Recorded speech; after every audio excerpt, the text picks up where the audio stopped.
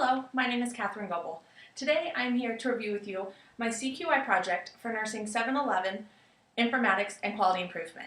I'm going to begin by reviewing the objectives for today. First, I'm going to share my CQI project with my peers. I'm going to do this by sharing the highlights of my plan, do, study, act activities, and the results. At the end, I will share what I learned from doing my CQI project. Continuous quality improvement aims upon answering questions like, what can be fixed here, and how are we going to fix it? This system can be used in healthcare to improve upon many processes. This is why we're learning it in this class. Nevertheless, we can also use continuous quality improvement to change little things in our own lives. That's probably why you're wondering why I'm sitting on my bed talking to you right now. What I realized is something that I can improve upon my life is trying to get a full 8 hours of sleep each night. Right now, I'm working in 2 different jobs. In addition to that, obviously, I'm in the graduate program at UNLV for nurse practitioner. When I don't get 8 hours of sleep each night, I find myself not being able to perform as well in school and also not being a very effective nurse. My second nursing job that I have is teaching new graduates how to be good nurses as well. And I find that when I don't get 8 hours of sleep, I'm not very effective at teaching them either. This is why I picked this for my continuous quality improvement project. My goal, or my aim of this project, is to get a full quality 8 hours of sleep each night. This is the Stanford Sleepiness Scale. For my measurement of my CQI project, I used this scale of 1 to 7, with 1 being the least amount of sleepiness and 7 being the most amount of sleepiness, to determine if the sleep that I got the night before was effective or not. My change idea involved me trying to figure out how I can get in bed in time to get a full 8 hours of sleep each night.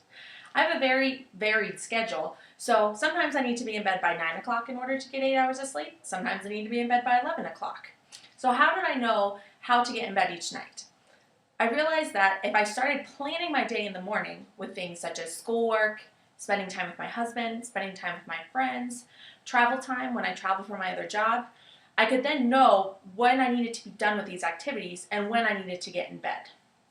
I tried to do this, and then after the next morning when I would wake up, I would record how much hours of sleep I got the night before. Throughout the day, I would measure my levels of sleepiness on the Stanford Sleepiness Scale, which I showed you earlier, and then I would line up those values with each other. Here, you'll be able to see my 8-day pre-intervention period in which the amount of sleep that I got is correlated with the amount of sleepiness that I had on the Stanford Sleepiness Scale. The plan, do, study, actual is used in continuous quality improvement to actually test and document if the change is successful or not. During my planning period, I monitored the number of hours I slept in relationship to my sleepiness and consequently my quality of alertness the next day. I realized in doing this that this area of my life can be greatly improved upon. In looking at the figure, in the 8 days leading up to my intervention period, I found that I slept an average of 6.5 hours a night. My average Stanford sleepiness score during this period was 2.75. There is a clear relationship shown between decreased hours of sleep and an increased Stanford sleepiness scale during my pre-intervention period. I found that the factors delaying me from going to bed were things such as spending time with my friends or husband, staying out too late in a new city if I was traveling for work, or doing schoolwork. In my planning stage, I realized that if I could organize my day in advance, taking into consideration tomorrow's wake time, I could get in bed in time to get a full quality 8 hours of sleep. My do phase involved me implementing my change idea by planning my day in advance so that I could get in bed in time to get a full 8 hours of sleep each night. My intervention period was 8 nights long. I reached my goal of 8 hours of sleep in 5 of these nights. My average Stanford sleepiness score dropped to 1.375. In the study portion of these outcomes, I realized that the nights that I didn't get a full 8 hours of sleep were the nights that I didn't stick to my original plan that I had made for myself in the morning. That is, the plan of trying to get my activities all finished so that I could be in bed strictly 8 hours before I had to get up the next morning. This poor decisions resulted in an increased Stanford sleepiness scale in 2 of the 3 nights that I didn't get to bed in time. I discussed these results with my husband Alex. He's my team member in this project. His feedback was that he's going to be more supportive and encouraging me of good habits that would help me get in bed in time to get a full 8 hours of sleep.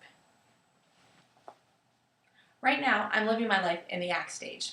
What I found is that if I stay organized and I stick to my plan of getting up in the morning and making a schedule of activities that I have to do, like homework and schoolwork, and also leisure activities like traveling, spending time with friends, and with my husband, then I'm able to successfully get in bed in time to get a full 8 hours of sleep.